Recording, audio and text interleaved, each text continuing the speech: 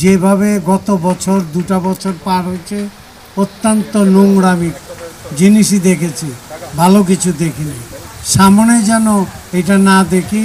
মিশা যেটা বলল যে আমরা দুনো প্যানেল এক, ওনারাও যেন মনে করে যে আমরা দুনো প্যানেল এক। ভোট যে যাকে দিবে, যার ভালো লাগবে তাকে ভোট দিতে পারে, তার হাত থেকে উঠাই না আমার ভোট দিতে পারবো না। তো যার যেটা মন চায়, যার যেটা ভালো লাগে তাকে ভোট দিবে। ইনশাল্লাহ ভালো দেখে যেন তাকে ভোট দেয়। ভোটটাকে ভাবতে হবে যে ওনাকে দিব, এটা কাজ হবে কিনা। টাকার বিনিময়ে ভোট বেচা কিনি এটা না করাটাই ভালো। সুন্দর সুষ্ঠু ভালো নির্বাচন আশা করি। আসসালামু আলাইকুম। বলবেন এটা তো আমাদের প্রশ্ন না। শোনো, ওটা ছিল ব্যক্তি টু ব্যক্তি, মানে পার্সন টু পার্সন, মানে ওটা আয়ুষ্কাল। যেমন আমার 24-26 হবে নির্বাচন। এখন যদি কোনো পদে যদি কোনো ব্যক্তি টু ব্যক্তি হয়, সমিতির জন্য কোনো কেস ছিল না, ওটা ব্যক্তি ব্যক্তিকে করেছে। মনে করো ধরো এক্স ওয়াইকে করেছে, ওয়াই এক্সকে করেছে, অতএব এটা তো আয়ুষ্কাল শেষ। আর ওরা যদি ব্যক্তিগত দুইভাবে চায় যে আমরা এটা উইন করে, যে উইন করবে কোর্টে যে ফাইনালি তার নাম যাবে, তখন তারা ওই সময় যারা ক্যাবিনেটে থাকবে তাদের নামটা বসিয়ে দিতে পারে। যদি তারা ওই দুজন চায় যে আমরা পূর্ণভাবে কোর্টে রায় চাই 3 বছর 5 বছর পরে, এবং ওই 5 বছর পরে যারা থাকবে ওই সময় তারাই সিদ্ধান্ত নেবে। এখন যেটা আছে সেটা চলবে পূর্ণভাবে ওপেনলি। আপনাদের সবাইকে আমার পুরো প্যানেল নিয়ে বলে দিলাম আমি যে আমরা তো বিভেদই করছি না।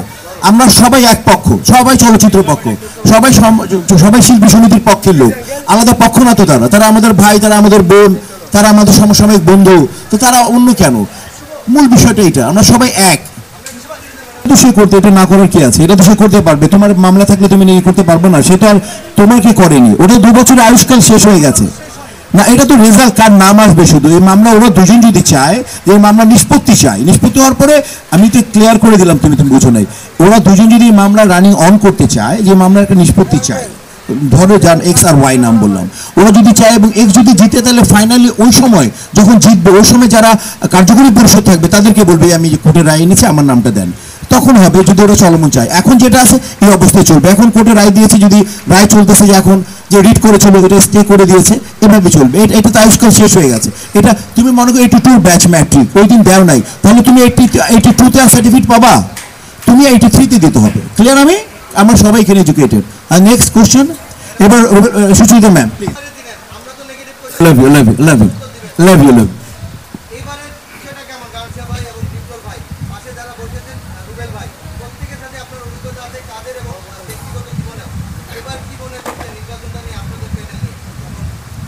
ইনশাআল্লাহ মিশা ডিপজল প্যানেল জয়যুক্ত হবে।